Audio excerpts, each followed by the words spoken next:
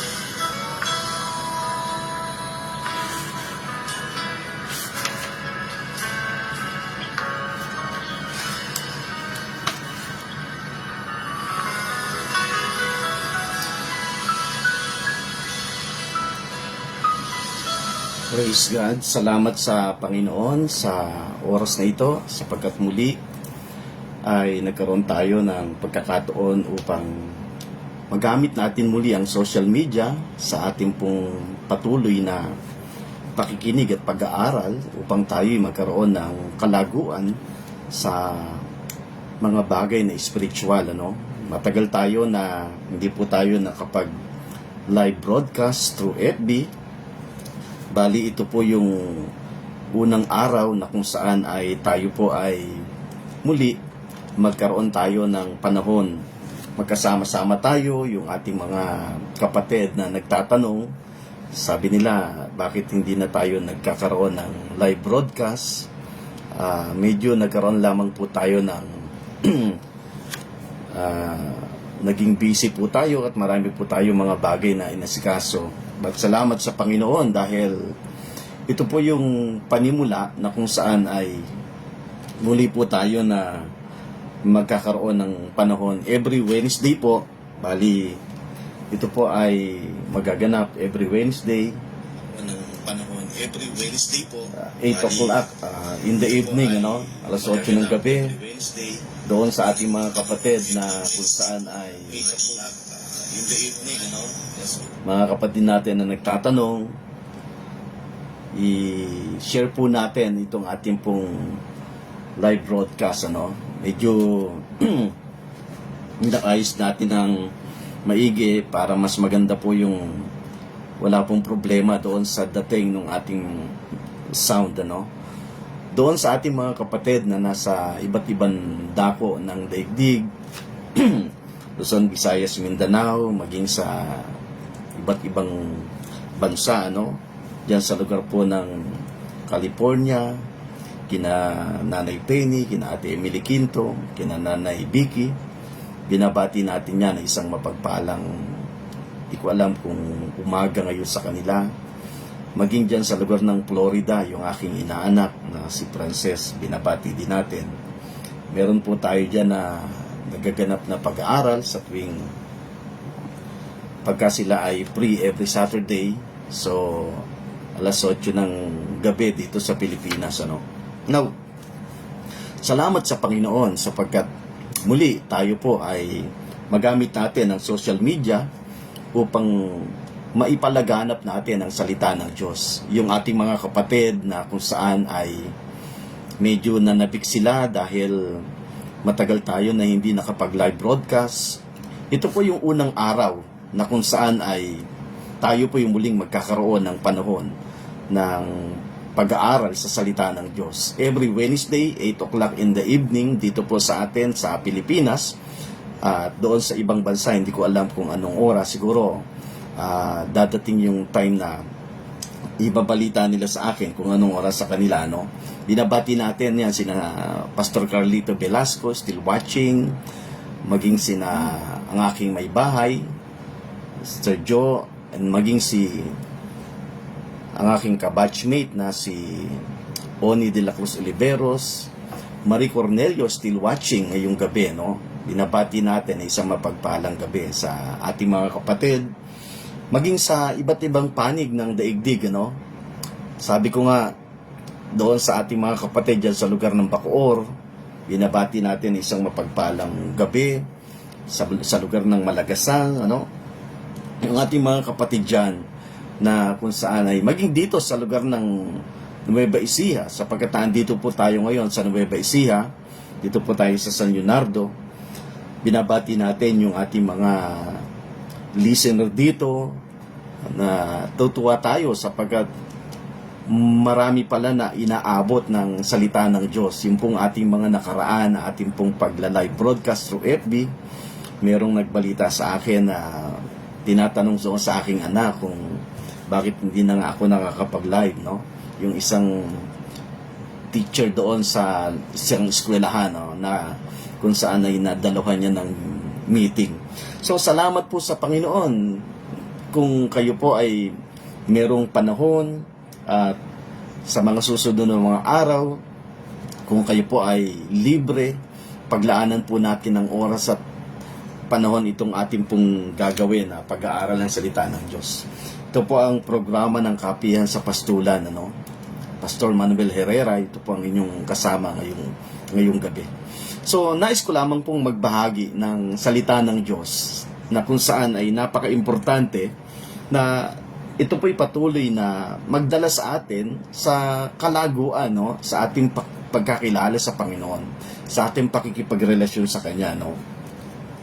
Kung ating pong papansinin sa sitwasyon na nangyayari ngayon, makikita po natin na medyo mabigat ang nagaganap sa ating paligid sa buong mundo, no? But una tigit sa lahat, napakahalaga na ang consciousness na meron tayo ay lagi po tayong conscious doon sa mga bagay na ginawa ng Diyos, sa ginawa ng Panginoon. Sapagkat yun po yung isang napaka-importante na dapat na matutunan ng bawat mananampalataya.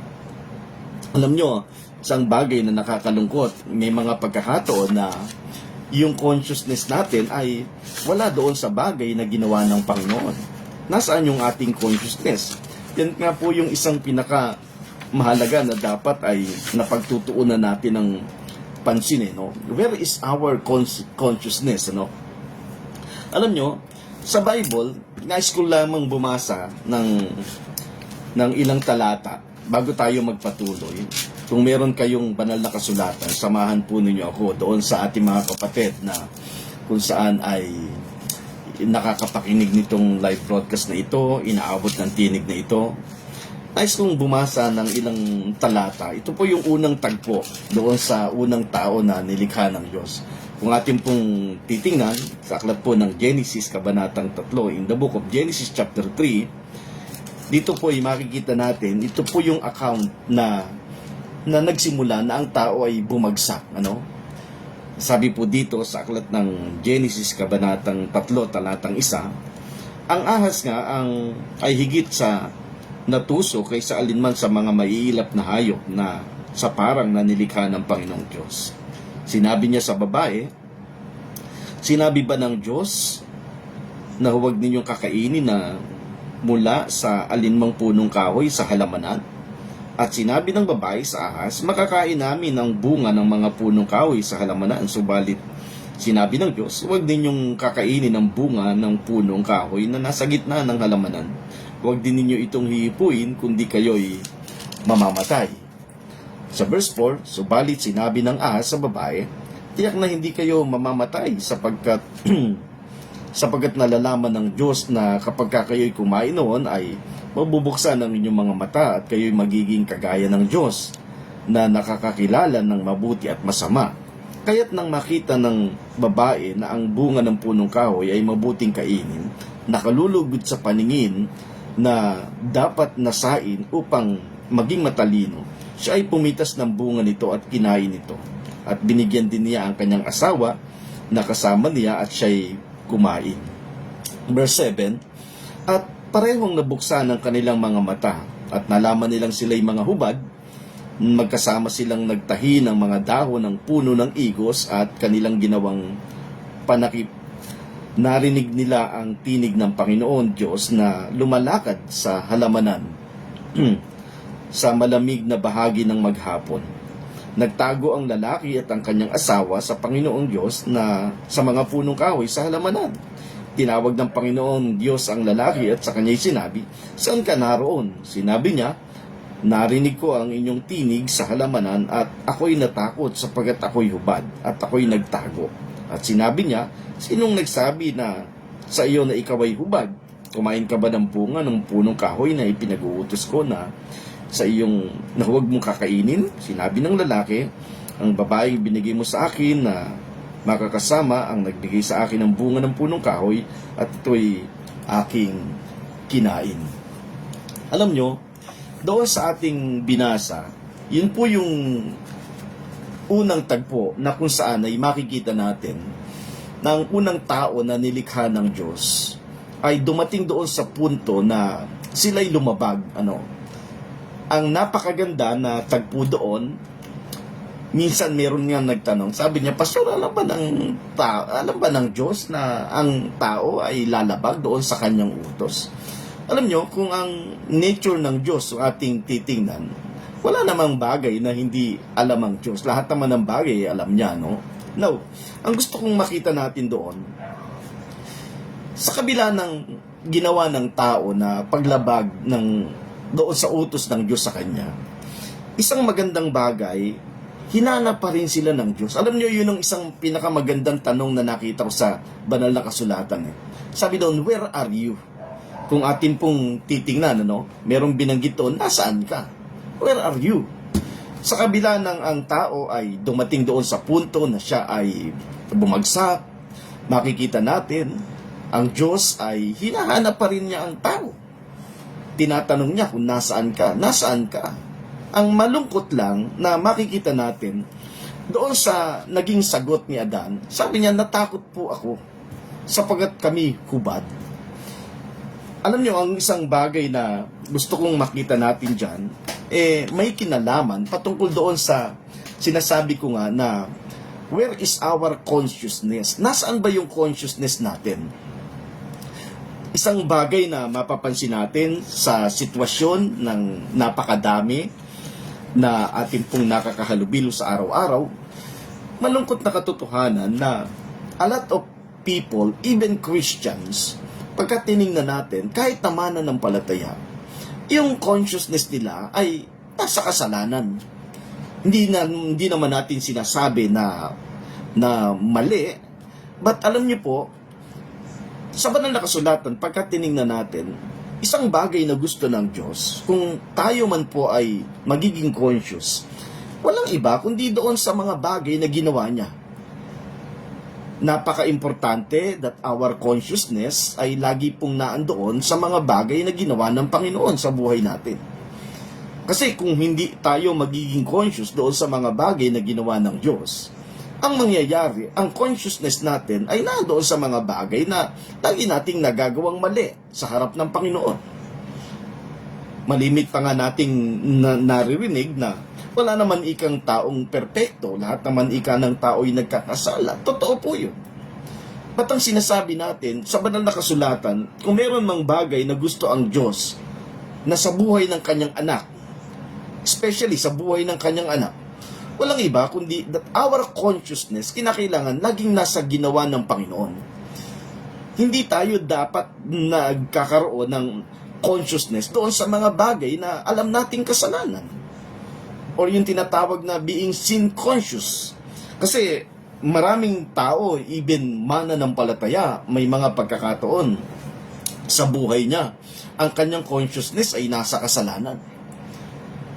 Kaya nga malimit kong sinasabi, minsan yung kasalanang nagawa niya, ilang beses niya nang pinagsisisihan, paulit-ulit na every time na lalapit sa harap ng Panginoon, binabanggit niya yon.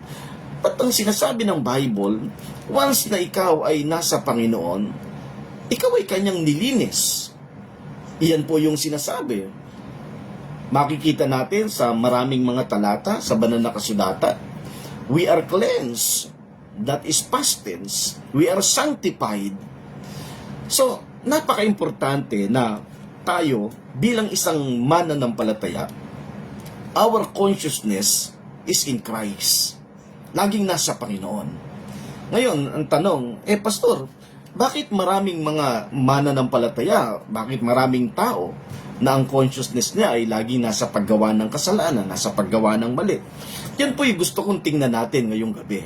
Ito po yung isang bagay na gusto kong linawin natin, ibahagi natin, maging doon sa ating mga kapatid na kung saan ay malimit na nagdadala ng kabigatan sa kanyang puso yung mga bagay na nagawa niyang mali. Tandaan po natin, never na ako po ay nangaral na tinolerate ko po yung paggawa ng mali. But ang isang bagay na gusto kong maunawa ng bawat tao na nakakahalubilo ko, walang iba kundi gusto kong maunawaan niya, ito yung bagay na ginawa ng Diyos. Hindi ang Diyos, hindi interesado ang Diyos diyan sa mga bagay na nagawa mong mali, na lagi mong inilalagay sa kanyang harapan. Mas interesado ang Diyos doon sa mithiin ng iyong puso, na kung saan, pag lumapit ka sa Kanya, alam ng Diyos kung ano yung mithiin ng iyong puso sa paglapit mo sa Kanya. Ikaw ay nagsusumikap na kung saan ay maging maayos ang takbo ng iyong buhay. Ikaw ay nagsusumikap na maiwasan mo yung mga bagay na nagawa mong mali noong mga nakaraan. Alam yun ng Diyos. Hindi nalilingid sa Panginoon niya. At yun yung isang bagay na gustong-gusto ng Panginoon. Every time na lalapit ka sa Kanya, imbis na ang mga bagay na bibitawan mo sa Kanyang harapan ay yung mga bagay na nagawa mong mali, mula pa nung sa simula nung ikaw ay nagkaroon ng malay, ang gusto niyang makita ay walang iba at marinig, walang iba kundi yung mga bagay na ginawa niya. Kasi ang totoo niyan, the reason kung bakit Kanya tinanggap, hindi naman dahil sa mga bagay na ginagawa mo. Sa banal na kasulatan, meron tayong mababasa kung bakit tayo tinanggap ng Diyos. Walang iba kundi dahil sa Kanyang minamahal na anak. Yan po yung isang bagay na makikita natin. Sabi ko nga doon sa ako'y nagturo dyan sa lugar ng Calaca, Batangas, ang isang dahilan kung bakit tayo tinanggap ng Panginoon, hindi naman dahil sa ikaw ay mabait. The reason kung bakit tayo tinanggap ng Panginoon, wag mong sabihin na dahil sa ikaw ay mabait, dahil sa ikaw ay masunurin. Totoo yun. Ito po yung isang bagay na gusto kong makita natin. Tingnan po natin. In the book of Ephesians chapter 1, dito ay meron ditong mababasa tayo. Sa aklat ng Efeso, kabanatang 1. Tingnan po natin yung sinasabi. Sabi doon sa verse 6, to the praise of His glorious grace, which He has blessed us in the beloved. Sabi doon, kung sa biyaya, tingnan nga po natin sa wikang Tagalog, sa aklat ng Efeso, kabanatang 1, talatang 6. Ito po yung sinasabi, para sa ikapupuri ng kanyang maluwalhating biyaya na ipinagkaloob niya na walang bayad sa atin sa pamamagitan ng minamahal. Sabi doon sa verse 6 na binasa natin in Ephesians chapter 1, merong binanggit doon na which He has blessed us in the beloved. Ibig sabihin, dahil doon sa kanyang minamahal, kaya tayo pinagpala. Dahil sa kanyang minamahal, kaya tayo tinanggap. The reason why we are accepted by God is because of His beloved. At yung beloved, walang iba kundi si Jesus. Mababasa natin yan in the book of Matthew chapter 3, beginning from verse 14 up to 17. Yan po yung tagpo sa banal na kasulatan na kung saan ay the voice came from heaven saying, "This is my beloved Son, in whom I am well pleased." Kaya, kung ang sukatan, every time na lalapit ka sa Panginoon, lagi mong tandaan, dapat ang consciousness natin, walang iba, kundi doon sa bagay na ginawa ng Panginoon.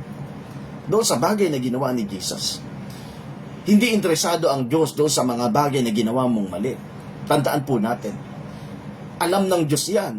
Alam ng Diyos yung sitwasyon mo. Lalo tigit sa lahat kung ikaw ay mananampalataya.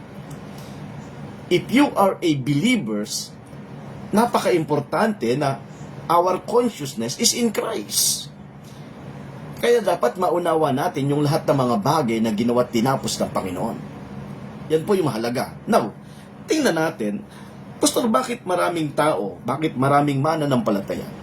Yung consciousness nila ay walang iba kundi nasa kasalanan. Saan ba yan nagsimula? Alam nyo, kung meron mang isang bagay na itinuturo ang relihiyon, sabi doon, religion taught us that sin is the culprit that prevent us from fellowship with God, to the unbeliever, and sometimes even to the believers themselves.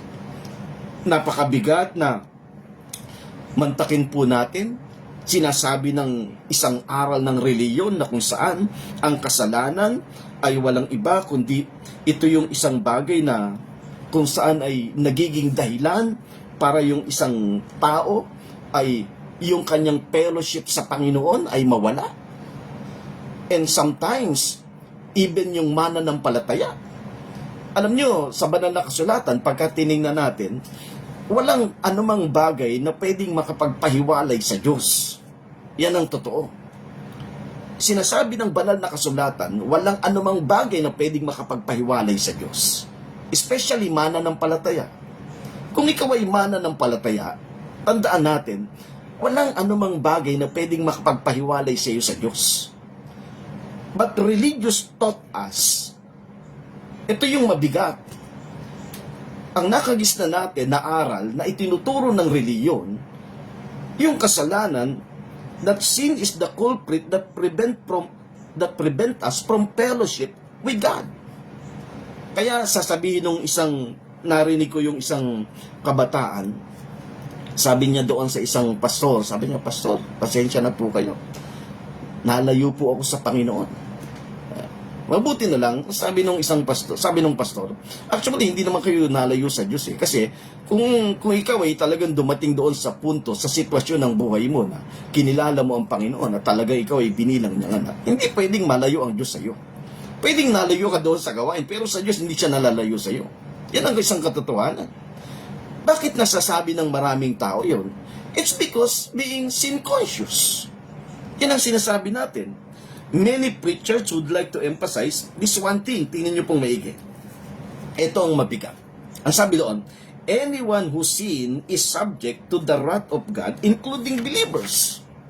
Kita mo, kahit na yung mananampalataya, isinasama mo na ang puot ng Diyos ay dadating sa kanya.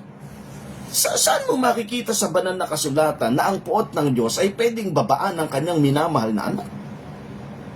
Tayo'y minamahal na anak ng Diyos. Yan po yung isang katotohanan. Kaya nga minsan kapag hindi naging maliwanag yung bagay na ito, alam nyo, may mga pagkakataon na may misinterpret ng marami. Like for example, pagka mayroong nakapakinig sa atin, and then pinutol ka agad yung kanyang pakikinig, hindi niya binigyan ng kabuuan, hindi niya pinaglaanan ng panahon yung kabuuan, di ang mangyayari niyan, putol din yung kanyang pagkaunawa. Si Pastor Ika, yan ay nangangaral na kung saan yung kasalanan hindi binibigyan ng bigat. Yung kasalanan ay napakabigat sa harap ng Panginoon. Totoo po yan. Pero kung ikaw ay mananampalataya, tandaan po natin, hindi pwedeng makapanig yan doon sa isang relasyon na ang Diyos ang nagtatag. Kasi ang totoo niyan, the reason kung bakit tayo nagkaroon ng personal relasyon sa Diyos, hindi naman dahil sa atin. Yan ay dahil sa desisyon ng Diyos sa buhay natin. Meron tayong pagkapili ang Diyos sa buhay natin. Hindi natin pwedeng sabihin na, kaya ako nagkaroon ng relasyon sa Diyos dahil ako'y nagdesisyon na makipagrelasyon sa Kanya. Hindi ko po binabaliwala yung desisyon mo. Ang sinasabi ko, una tigit sa lahat, desisyon po ng Diyos yan. Hindi po natin desisyon yan. Sa dinami-dami ng mga tao dito sa daigdig na ito, salamat sa Panginoon sapagkat ikaw ay binigyan ng pagkakataon na magkaroon ng pakikipag-ugnayan sa Kanya. Binigyan ka niya ng pagkakataon na makipagrelasyon ka sa Kanya. Hindi ba yan ay desisyon ng Diyos? Minsan, ang nakakalungkot, mas binibigyan ng bigat ng tao yung kanyang desisyon kaysa doon sa desisyon ng Diyos. Tandaan po natin, ang isang katotohanan niyan, kung ikaw ay mayroong pagkapili ang Diyos sa iyo, bago pa likhain ang daigdig na ito, sinabi naman ng Bible yan before the foundation of the world, He chose us. Meron ng pagkapili ang Diyos. So, dumating lang tayo doon sa punto na merong tamang panahon na inilaan ng Diyos sa buhay natin. Yung tinatawag natin na timetable ng Diyos. Kasi ang Diyos, meron siyang sariling timetable Galatians chapter 4 verse 4, pagka tinignan natin, sabi ng Bible, when the time had fully come. Ganon din sa buhay natin. Dumating ka doon sa isang sitwasyon na kung saan ikaw, hindi mo alam na pagdating mo sa ganitong stage ng edad mo, makakakilala ka pala sa Kanya. Pero from the very beginning, sabi nga, before the foundation of the world, He chose us. May pagkapili na ang Diyos sa buhay natin. Yun lamang po yung tamang panahon na inilaan niya. Kaya nagpapasalamat tayo sa Panginoon sa bagay na yun. Yung desisyon natin. Now, ngayon, ito yung malungkot. Tingnan po ninyong maigi. Nakakalungkot isipin na napakadaming mga mangangaral na ipinapangaral nila na even believers is subject for the wrath of God. Sabi doon, anyone who sin is subject to the wrath of God, including believers. Huwag po nating isama yung believers. Tandaan natin. Kasi yung pong word na salvation, isang kahulugan yan, pag inaral talaga natin, the word salvation is salvation from God's wrath. Kaya habang tayo na andito sa daigdig na ito, kung ikaw ay magiging sin conscious, laging babantayan mo na lang yung sarili mo. But ang sinasabi ng Bible, ang bantayan mo ay walang iba, kundi every moment sa buhay mo, makita natin kung ano yung bagay na ginagawa ng Diyos. Yung ginawa ng Diyos at mga bagay na gagawin pa ng Diyos sa buhay natin. Imbis na tayo ay maging sin conscious, dapat maging Christ conscious. Yun ang napakaganda. Kasi kapag ikaw ay Christ conscious, tandaan po natin, every moment sa buhay natin, i-enjoy natin. Lagi tayong merong excitement sa ating mga puso. Kasi bakit? Ang Diyos, pagka naunawaan natin yung kanyang galaw at kilos, paganda ng paganda. Wala pong galaw ang Diyos ng papangit ng papangit. Ang galaw ng Diyos ay paganda ng paganda. Tandaan po natin. At hindi yan nakadepende dahil maganda ka. Dahil maayos ka, no. Hindi yan nakadepende dyan. Yan ay nakalaan yan sa kanyang anak. Now, tingnan natin maigi itong ating pinag-uusapan ngayong gabi. There is a period in ecclesia. Merong panahon pagka inaral natin ng history, no, there is a period in Ecclesia, yung tinatawag nila na they are called Great Awakening. Pagka sinabing Great Awakening, isang makikita natin dyan na namamayagpag na sermon nung panahon na yon ay walang iba kundi kay Jonathan Edwards. Siguro alam yan ng marami.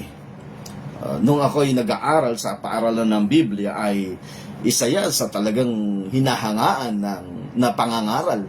Merong panahon na kung saan yan ay talagang ipinangaral. Ano ba yung sermon ni Jonathan Edwards, Pastor? Alam nyo, ang isang sermon niya na talagang na-highlights, Sinners in the Hand of Angry God. Sinners in the Hand of an Angry God. Tingnan nyo pong maigi. Ang isang bagay na binibigyan niya ng diin doon ay walang iba kundi yung angry God. Sabi doon, they emphasize an angry God instead of a loving God. Pero, pagka tiningnan natin, napakadaming naabot noon. Napakadaming mga tao na kung saan ay nakapakinig nung sermon na yon. Kaya sinasabi nila na that is a great awakening. Maraming mga tao na nanumbalik sa Panginoon. Totoo po yun. Hindi naman natin binabaliwala yun eh. Kung atin pong aaralin yung sa mga nakaraan, sa pangangaral ni Jonathan Edwards, kahit na siya'y wala na ngayon, pero yung pangangaral na yun, talagang highlights pa rin yun. Why? Kasi ang sabi doon, sinners in the hands of the angry God. At ang binigyan ng emphasis doon ay walang iba, kundi yung galit ng Diyos. Imbis na yung pag-ibig niya. Ngayon, tingnan po natin maigi. Totoo naman na napakadaming nabuksan doon sa pangangaral na yon pagka tinignan natin.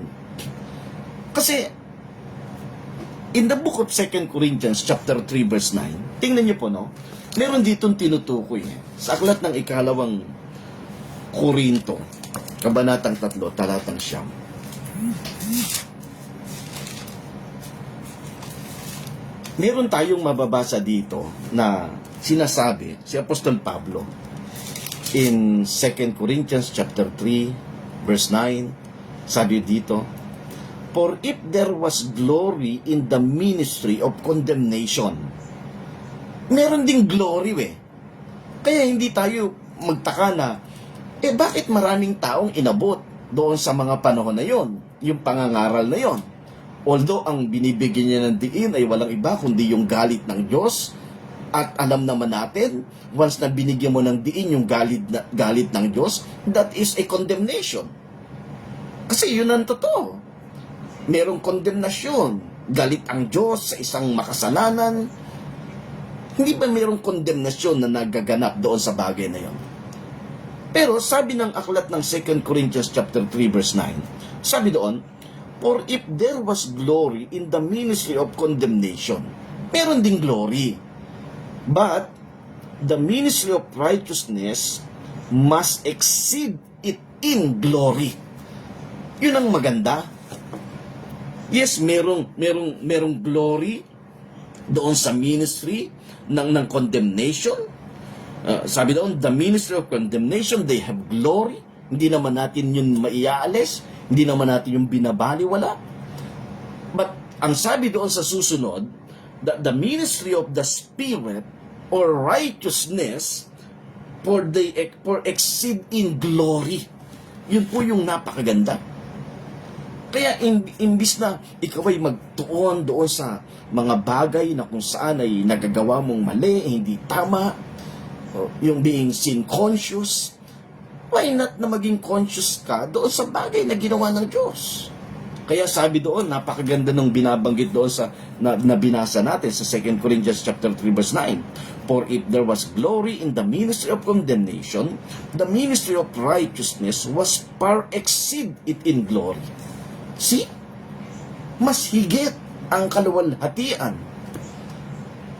Kaya, paglalapit ka sa Panginoon, Once na naging maliwanag sa'yo, yung mga bagay na ginawa niya sa buhay mo, yung mga bagay na ikaw ay pinapaging matuwid niya, ikaw ay tinanggap niya, kahit na ano pa yung kalagayan mo, kahit na sino ka pa, every time na lalapit tayo doon sa trono ng mahabaging Diyos, ang sabi ng Hebrew chapter 4, verse 14 up to 16, every time we enthrone into God's, in His throne, every time we enter into His throne, meron po tayong kapanatagan. Or sa wikang English, we have confidence. See?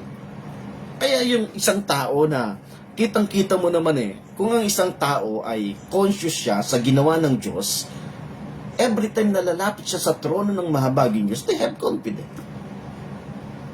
Andoon ang kapanatagan ng kanyang puso. Pero paano mo sasabihin na yung isang tao ay confident sa harap ng Panginoon kung every time na lalapit ka sa Kanya, mula doon sa simula ng simbahan hanggang doon sa Kanya?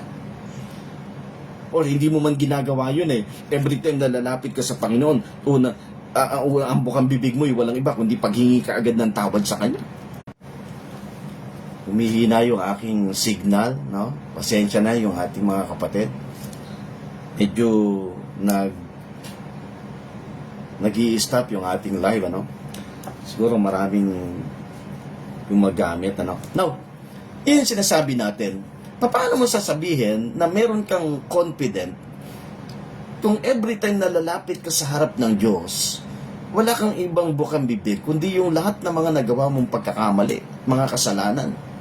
Minsan, hindi lang isa, dalawa, tatlong beses, inuulit-ulit mo pa sa harap ng Panginoon. Sabi niya, wala naman ikang masama doon sa bagay na yun. Alam nyo, hindi ko naman sinasabi na mali Hindi ko naman sinasabi na masama nga Ang sinasabi ko, imbis na ikaw ay maging conscious doon sa mga bagay na ginawa mong mali, maging conscious ka sa mga bagay na ginawa ng Panginoon. Kasi once na ikaw ay naging conscious sa mga bagay na ginawa ng Diyos, kaya sabi doon, much glory Napakaliwanag yung binabanggit ng 2 Corinthians chapter 3 verse 9. For if there was glory in the ministry of condemnation, the ministry of righteousness must far exceed it in glory. See? Must far exceed it in glory.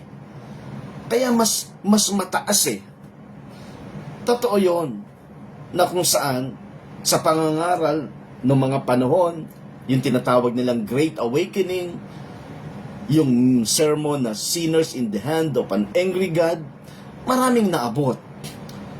But, bakit hindi natin tingnan ngayon, mas maging maliwanag sa atin ngayon, yung mga bagay na ginawa ng Diyos sa buhay natin? Tandaan po natin, isang bagay na ine-expect ng Diyos, every time we enthrone, every time na tayo ay lalapit into the throne of grace, let us then approach with confidence. Sabi ng aklat ng Hebrew chapter 4, verse 14 up to 16. Lumapit tayo ng buong pagtitiwala. Naalala ko yung isang kaibigan ko, sabi ko nga, kapatid, baka pwedeng ikaw muna yung manalangin. Madaling araw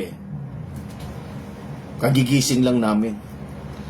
Nung nag-pray siya, ang unang bukang bibig niya kaagad Panginoon, patawarin mo ako. Patawarin po kami sa aming mga pagkakamali, pagkakasala. Sabi ko, saan ka ba nanggaling? Sabi nga, natulog. Bagong gising. Gumawa ka ba ng kasalanan doon sa pagtulog mo? Wala ka namang alam doon. Yun ang sinasabi natin. Kasi nga, ang consciousness ng tao ay walang iba kundi nasa kasalanan. Yun ang mabigat. Ngayon ay challenge sa bawat isa sa atin na kung saan ay inaabot ng tinig na ito. Napaka-importante that our consciousness ilagay natin sa bagay na ginawa ng Panginoon. Imbis na doon sa mga bagay na nagagawa nating mali. Now, is it true that God was angry to Adam because of disobey? Yun ang isang tanong dito. Alam niyo, maganda to Totoo ba na ang Diyos ay nagalit kay Adan nung siya ay nag-disobey? Kasi yun ang nakasanayan natin. Yun ang nakamulatan natin. Even ako, yun talaga yung pinagdidiinan natin.